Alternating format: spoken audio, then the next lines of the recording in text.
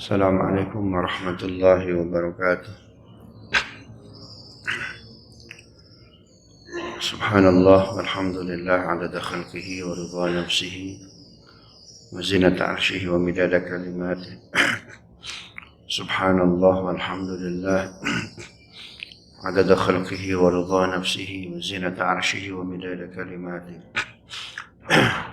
Subhanallah walhamdulillah adada khalqihi wa ridha nafsihi wa zinata arshihi wa midada kalimati. أشهد أن لا إله إلا الله وأشهد أن محمدا رسول الله. اللهم صل على سيدنا محمد وعلى آل سيدنا محمد. وسع ربنا كل شيء علما.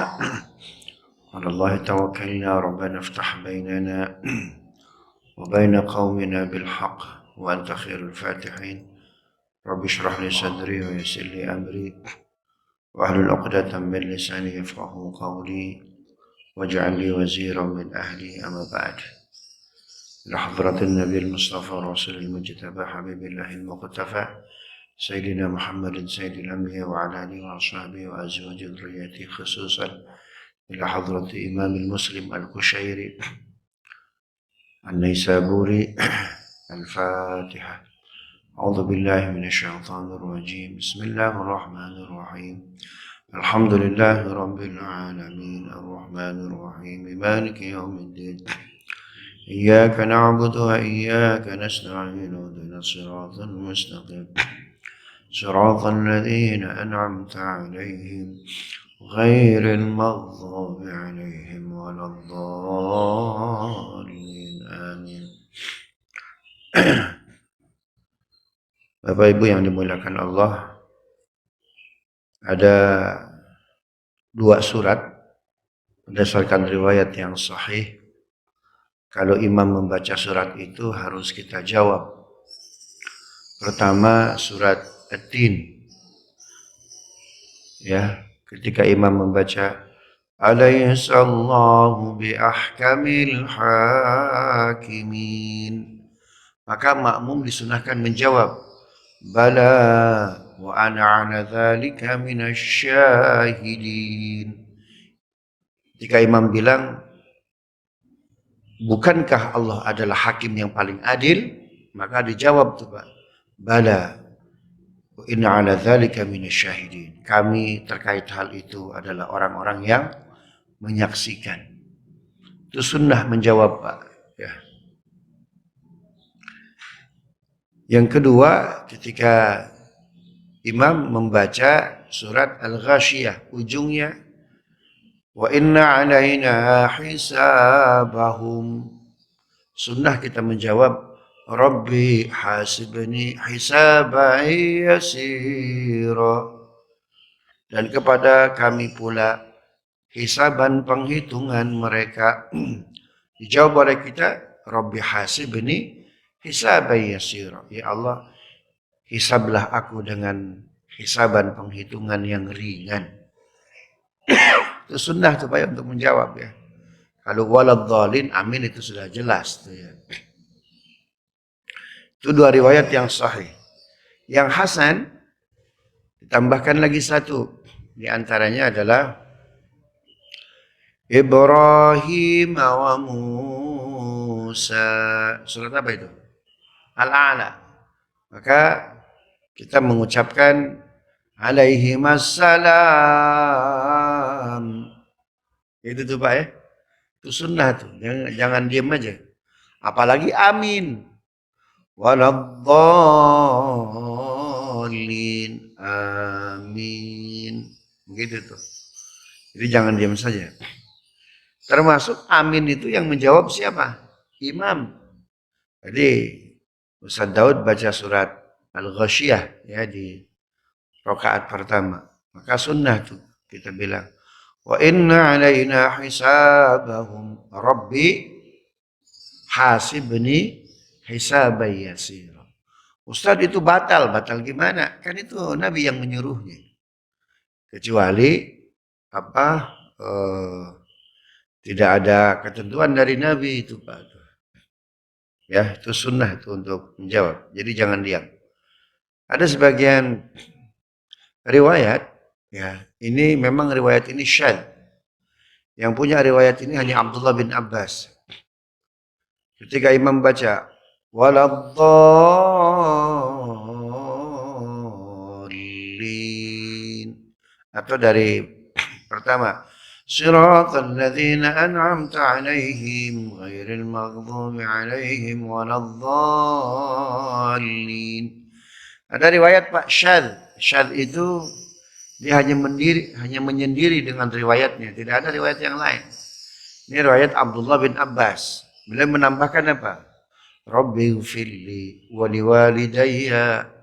Amin. Maksudnya agar orang-orang yang diberi nikmat yang dikabulkan kita tidak seperti orang-orang Yahudi yang mereka maghdub, Allah benci. Juga bukan hanya kita yang Allah bebaskan dari dhalin, orang-orang yang tersesat seperti Nasrani, tetapi juga adalah kedua orang tua kita, Pak. Hamba ya, kedua orang tua kita. Maka Abdullah bin Abbas menambahkan riwayat apa itu? Rabbighfirli wa liwalidayya. Amin. Jadi dalam amin kita mengikut sertakan siapa? Orang tua kita. Riwayat ini syadz. Kenapa syadz? Satu, karena memang riwayatnya cuma sendirian. Yang kedua, pertanyaan para ulama, kita mengamini Rabbighfirli wa liwalidayya atau mengamini ihdinas siratal mustaqim, siratal ladzina an'amta 'alaihim ghairil maghdubi 'alaihim waladhdallin. Ini amin yang mana? Paham Pak ya? Ini kita mengamini yang mana? Mengamini Rabbighfirli wa liwalidayya, ya Allah ampuni dosa kedua orang tuaku, atau kita mengamini ihdinas siratal mustaqim, ya Allah beri kami jalan yang lurus seperti jalan orang-orang yang telah Kau beri nikmat, bukan jalan orang yang Kau benci, juga bukan jalan orang-orang yang tersesat. Apakah mengamini itu? Itu pertanyaan para ulama.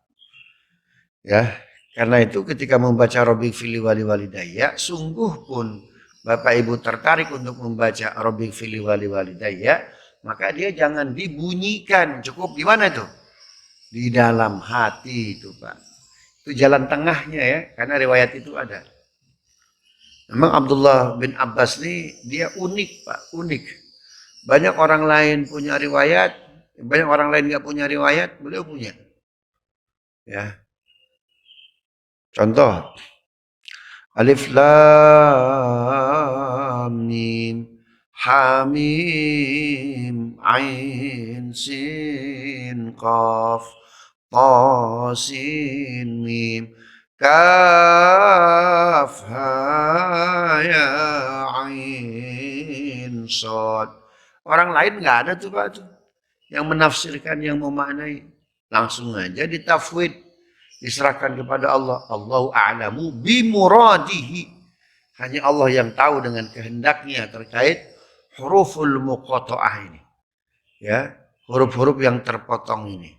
Menyerahkan. Tapi Abdullah bin Abbas, beliau memberikan makna dan tafsir. Alif Lam Mim. Al-alifu Allah wal lamul malaikah wal mimu Muhammad sallallahu alaihi wasallam. Itu yang punya riwayat itu hanya Abdullah bin Abbas itu Pak. Ternyata kalau dihitung ya, Al-Fatihah yang terdiri dari 7 ayat yang disebut dengan Sab'ul Mathani itu akan akurat hasilnya. Huruf yang paling banyak terulang dalam Al-Fatihah itu alif, yang kedua lam, yang ketiga mim. Itu sebabnya ayat pertama setelah Al-Fatihah adalah Alif Lam Mim. Tentu itu bukan kebetulan, Pak. Ya, tentu itu bukan kebetulan. Yang punya riwayat itu hanya Abdullah bin Abbas. Wajar kalau beliau mendapat gelar dari Nabi Turjumanul Quran. Ya, penafsir Al-Quran atau istilahnya kamus Al-Quran berjalan, Pak. Ya, padahal ketika Nabi wafat umurnya berapa tahun, Pak? 10 tahun. Ya. Ketika Nabi wafat umurnya 10 tahun. Tapi 10 tahun sudah memberikan fatwa, Pak, Usia 10 tahun sudah memberikan fatwa. Ya. Ketika Badar beliau ikut 10 tahun, Pak. Ketika perang Badar beliau ikut. Mungkin kalau pakai undang-undang Komnas HAM anak itu bisa kena tuh Pak tuh. Kita kampanye aja kan kalau nggak boleh bawa anak. Ini perang Badar, Pak. Subhanallah. Ya. Nah itu Abdullah bin Abbas. Nah termasuk dalam Sahih Muslim. Jadi memang Abdullah bin Abbas ini dia jarang sekali riwayatnya sampai kepada mutawatir. Nyaris tidak ada hadis mutawatir yang perawinya Abdullah bin Abbas. Kenapa? Karena rata-rata dia meriwayatkan sendirian. Kenapa sendirian? Satu karena faktor usia anak-anak. Yang kedua karena kedekatannya dengan Nabi, Pak. Karena beliau adalah sepupu Nabi. Jadi banyak kesempatan beliau dengan Rasul yang tidak dimiliki oleh sahabat yang lain. Nah, sehingga beliau dapat ilmu, dapat hadis, namun cuma sendirian, itu masalahnya. Itu sebabnya Imam Syafi'i, Bapak Ibu yang dimuliakan Allah, itu selalu mengambil riwayat Abdullah bin Abbas. Kenapa? Bisa jadi walaupun sendirian, tapi dia itu punya akses luar biasa dengan siapa? Dengan Rasul Shallallahu Alaihi Wasallam. Ya, termasuk riwayat Imam Syafi'i. Imam Syafi'i itu kalau baca tahlil, Pak, afdhalul dzikri fa'lam annahu la ilaha illallah. Berhenti itu Imam Syafi'i, Pak. Lalu beliau membaca hayyum ma'bud la ilaha illallah hayyun mawjud la ilaha illallah hayyum baq. Selebihnya la ilaha illallah la ilaha illallah. Dari mana itu dapat Imam Syafi'i, Pak? Dari Abdullah bin Abbas. Ya, karena Nabi Shallallahu Alaihi Wasallam itu kalau pengajian Ahad, Pak, itu Nabi pengajian paling panjang. Nabi sholat duha itu nggak pernah kurang dari 8 rakaat. Tapi khusus hari Ahad 2 rakaat. Bapak Ibu punya alasan, ya. Ahad duhanya 2 rakaat aja, ya. Kita semua hari Ahad, Pak, duhanya 2 rakaat, Pak. Kenapa Nabi kalau hari Ahad duhanya cuma 2 rakaat? Ya, karena Nabi pengajiannya panjang. Karena pada hari Ahad itu ada orang-orang yang menyatakan Tuhan punya anak, ibadahnya di hari itu. Maka kegiatan tersebut tidak boleh didiamkan, harus ada kegiatan kompetisinya. Harus ada kegiatan, apa istilahnya itu? Pembandingnya, kompetitornya tuh Pak. Ya, nggak boleh didiamkan. Kenapa? Karena kalau Allah dinyatakan punya anak, Pak, gunung marah.